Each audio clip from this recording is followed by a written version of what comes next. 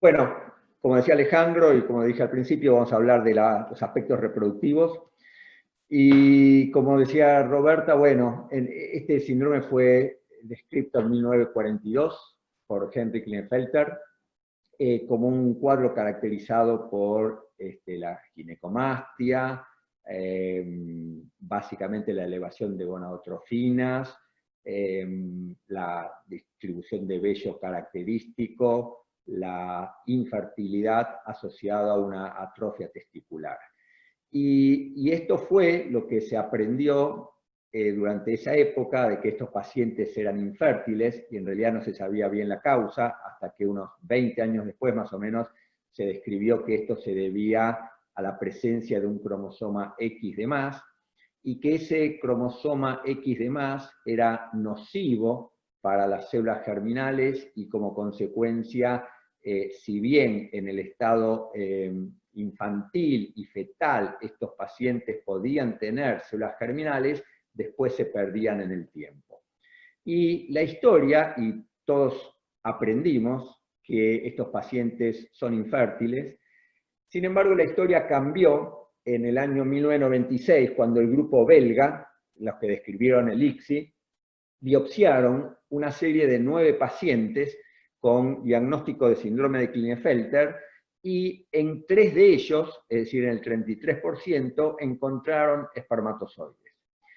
Y entonces esto abrió un camino, una posibilidad para estos pacientes, y entonces se fue viendo, como también decía Roberta, que en estos pacientes en donde uno puede encontrar la mayoría de los tubos que están despoblados de células germinales, pero algunos tubos con células germinales y algunos con espermatogénesis completa, con la posibilidad de tener espermatozoides.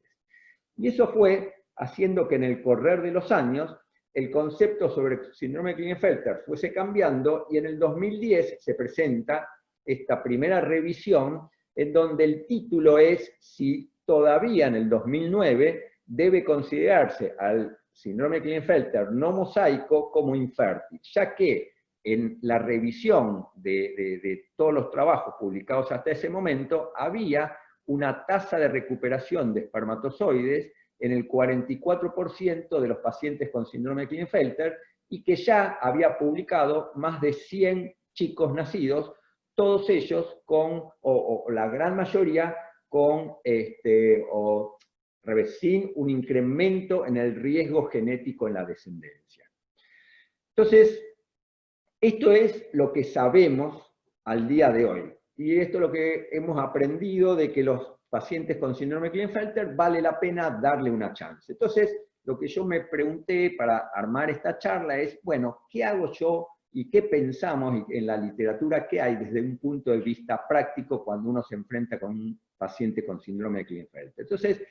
la primera pregunta que uno se hace es si tengo algún elemento pronóstico como para decir este paciente va a tener o no va a tener espermatozoides. Y para eso, bueno, hay un metaanálisis, el último que hay, más completo, que es el de Giovanni Corona,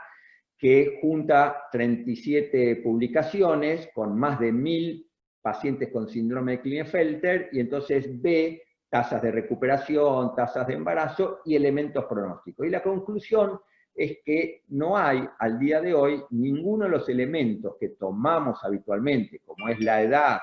como es el volumen testicular o los niveles de gonadotrofinas, como un elemento que pueda llegar a ser pronóstico. Fíjense, después lo vamos a ver un poquito más en detalle, pero no es que haya más recuperación de espermatozoides cuando uno hace biopsias a los 20 años que cuando lo hace a los 35 años. No hay más espermatozoides, más posibilidad de encontrar espermatozoides cuando el volumen testicular es mejor que estos que tienen una hipotrofia muy marcada, casi una atrofia. O cuando los niveles de FSH están en 46 respecto a cuando están en 20. Y en una serie también del grupo italiano, de unos 100 y pico de pacientes, 110 pacientes con síndrome de Klinefelter, que se les hizo biopsia testicular, en el más o menos 40% encontraron espermatozoides, en el 60% restante no, y tomaron varios elementos para ver si había alguna diferencia entre los que tenían espermatozoides y los que no, y no hay ningún elemento diferente entre uno y otro. Entonces empezaron a buscar algunos otros elementos aparte de los convencionales, y por ejemplo, si el origen del cromosoma X extra puede ser un elemento pronóstico. Usted recién decía, Roberta, las 2/3 partes de ese cromosoma X viene por una alteración de la ovogénesis, y en 1/3 más o menos de la espermatogénesis, es decir, lo aporta el espermatozoide. Y se ve que tanto si el origen del cromosoma X extra es paterno o materno, se pueden encontrar espermatozoides como no. Por lo tanto, este tampoco es un elemento pronóstico. Entonces, la primera conclusión es que no tenemos ninguna herramienta al día de hoy categórica como para decir voy a tener o no voy a tener espermatozoides. La segunda pregunta que uno se hace es, estos pacientes frecuentemente vienen con terapia de reemplazo hormonal, porque puede ser que se les haya diagnosticado durante el desarrollo puberal o en algún momento. Entonces, no es infrecuente que vengan con testosterona. Entonces, la pregunta es si el haber recibido testosterona les saca chances a estos pacientes. Y este es el mismo grupo que decía antes el italiano, de 100 y pico de pacientes con síndrome de Klinefelter, en donde se ve, estos son los que no recibieron terapia de reemplazo con testosterona, y estos los que sí, y la tasa de recuperación es similar, 34% versus 33%. O sea, que un paciente tenga o no tenga antecedentes de haber recibido testosterona no es un elemento negativo. La tercera pregunta que uno se hace es si a estos pacientes, antes de hacer la biopsia testicular, uno necesita tratarlos de alguna manera o no. Y si bien no hay algo muy contundente en la literatura, este trabajo, que es del grupo de Cornell, de Peter Schlegel, lo que ellos hacen es a los pacientes que tienen testosterona baja, por debajo de 250 nanogramos por decilitro, lo que hacen es, le dan algún tratamiento que básicamente son inhibidores de la aromatasa para aumentar las concentraciones de testosterona intratesticulares. Y lo que ven es que en aquellos pacientes en donde aumentan la testosterona en sangre con el tratamiento, las chances de recuperar espermatozoides son mejores que en aquellos pacientes que no aumentan la testosterona. Y se ve que en el grupo de pacientes en los cuales uno encuentra espermatozoides, los niveles de testosterona son mejores post-tratamiento que aquellos que uno no encuentra espermatozoides. Por lo tanto, parecería ser que a un grupo de pacientes los puede beneficiar el tratamiento aumentando la testosterona intratesticular. Y por eso, ¿cuál es el esquema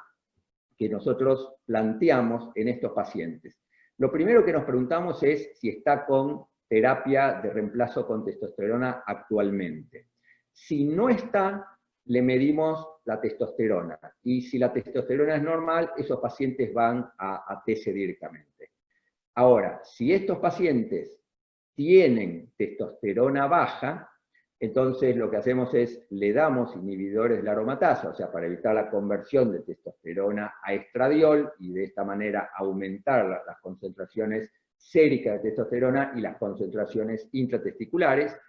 y al mes le medimos nuevamente testosterona. Si la testosterona persiste baja, entonces le agregamos HCG y recién ahí los pacientes hacen TC. Ahora, si los pacientes están con terapia con testosterona, entonces lo que hacemos es, se la suspendemos. ¿Por qué? Porque, bueno, ustedes saben que la testosterona baja las gonadotrofinas endógenas y como consecuencia la idea es tratar de que tenga un buen estímulo sobre el testículo, que ya lo tienen por su estado hipergonadotrófico, y entonces lo dejamos entre 3 y 6 meses sin testosterona, y ahí volvemos a medir. Si la testosterona es normal, van a TC, y si la testosterona es baja, entra en el circuito con inhibidores de la aromatasa. Bien, la otra pregunta que nos hacemos cuando viene un paciente con síndrome de Klinefelter es, ¿lo hacemos en forma diagnóstica, es decir, buscar espermatozoides y congelar para después hacer el ICSI, o lo hacemos en el mismo momento de la estimulación de la ovulación? Y bueno, este es posiblemente el único trabajo que hay que compara esto. El metaanálisis de Corona también muestra el resultado similar, pero que la tasa de fertilización y la tasa de embarazo es comparable tanto con espermatozoides frescos como con espermatozoides criopreservados. Por lo tanto, en general, y nuestra conducta, tanto en esto como en general en los pacientes azospérmicos, es hacer un test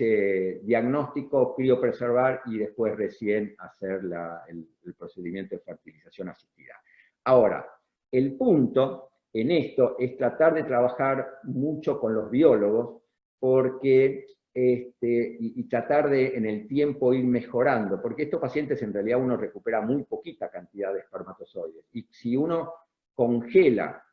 la muestra de testículo, después lo descongela y es probable que no encuentre los espermatozoides. Entonces, lo que se está tendiendo a hacer ahora es tratar de usar dispositivos en donde uno pueda aislar los espermatozoides primero e ir congelando espermatozoides en forma individual, de manera tal que después, al descongelar, uno los pueda identificar mucho más fácilmente. Por lo tanto, esto es una línea de trabajo a futuro como para mejorar todavía un poco más los resultados.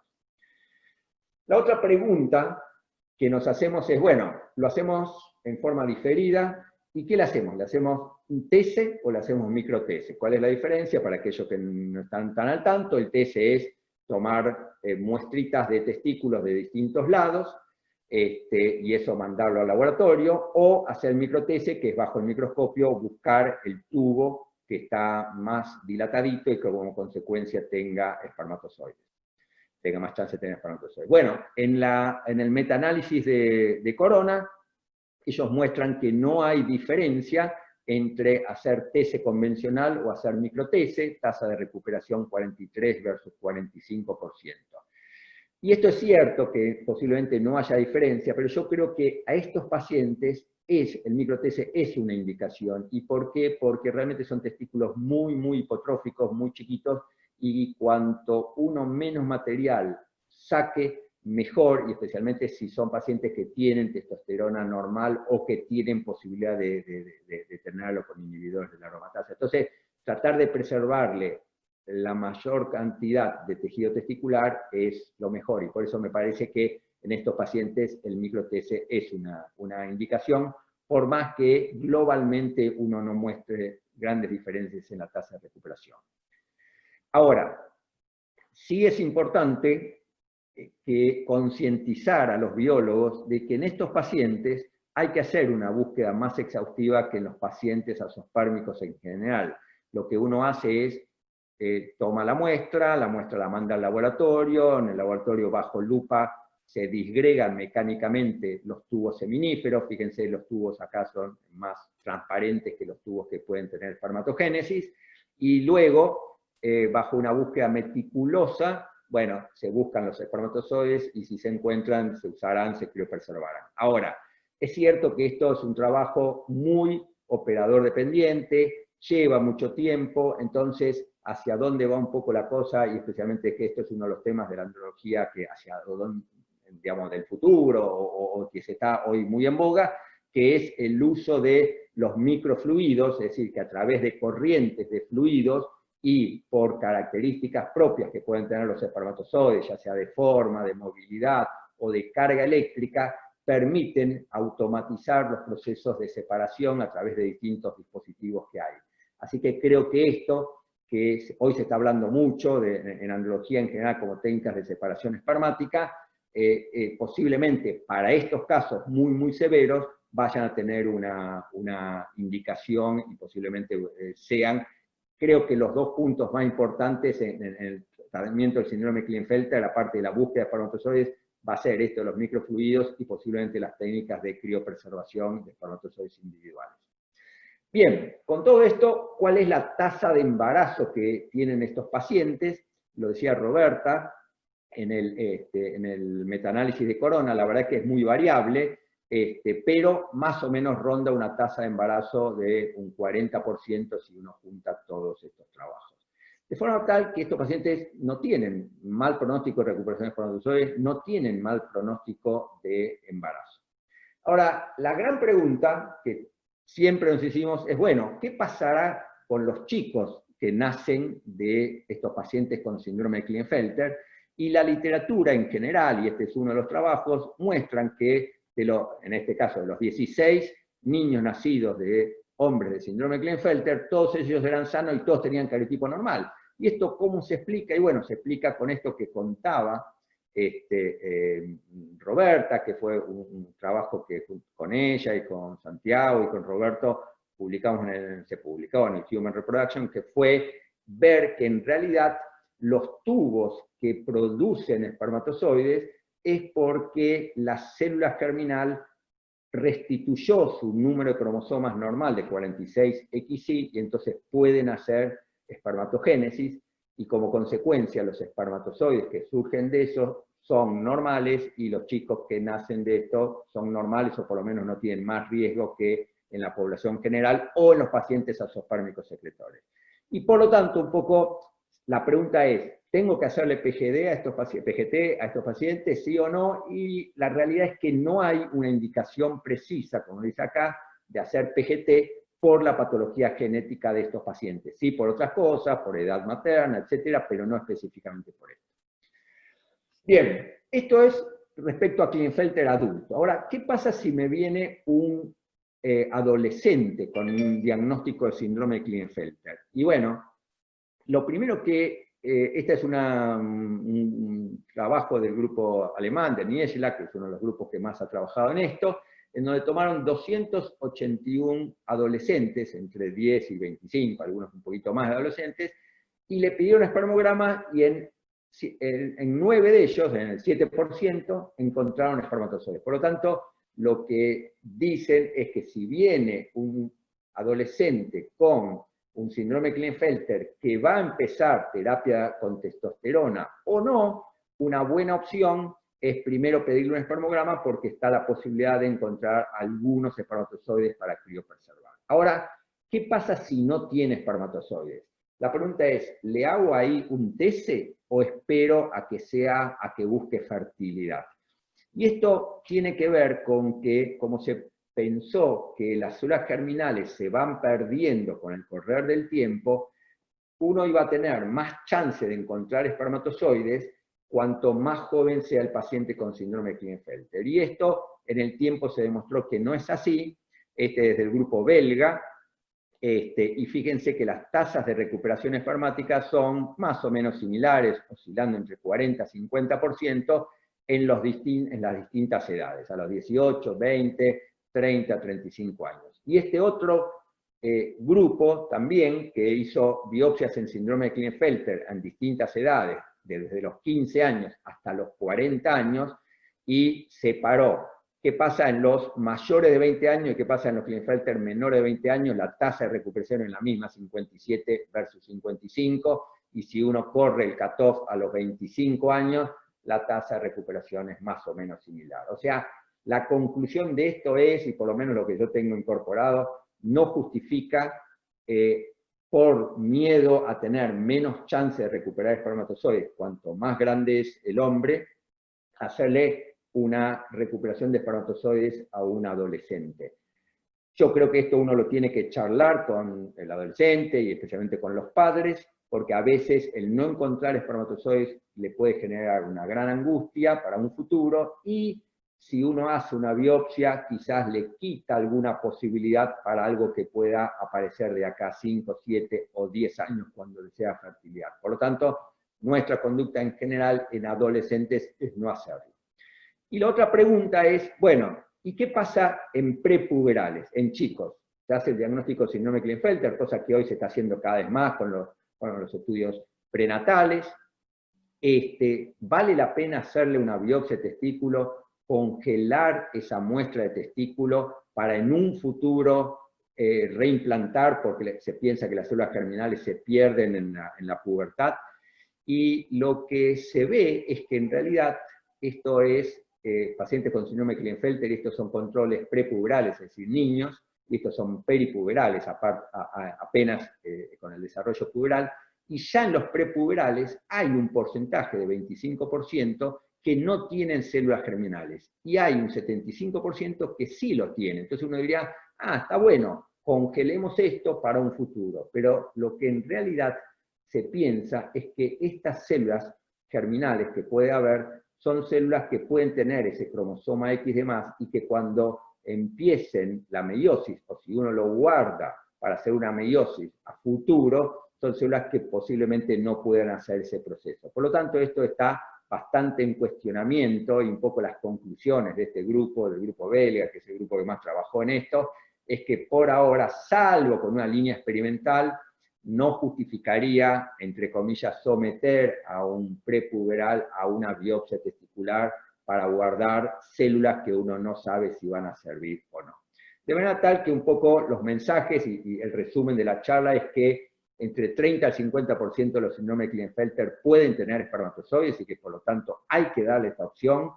que no tenemos por ahora elementos pronósticos para saber en quién voy a tener o no espermatozoides, que el haber recibido testosterona no reduce las posibilidades de encontrar,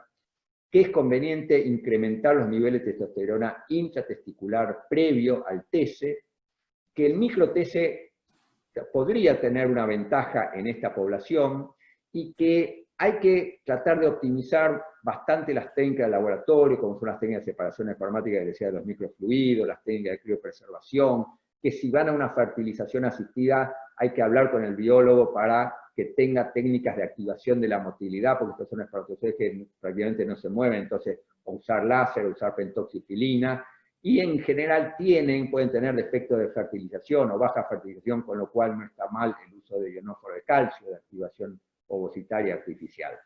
Que los chicos nacidos en general son normales, o por lo menos que no tienen más riesgo genético que en los azospérmicos secretores habituales, que no justificaría con esto hacer un PGT, que no justifica efectuarlo en adolescentes porque no tenemos más chances de encontrar espermatozoides que en el adulto, y no realizar en prepúberes salvo en una línea experimental. Bueno, esta fue una breve revisión, y bueno, después tenemos charla como para, o por lo menos preguntas como para poder charlar. Gracias.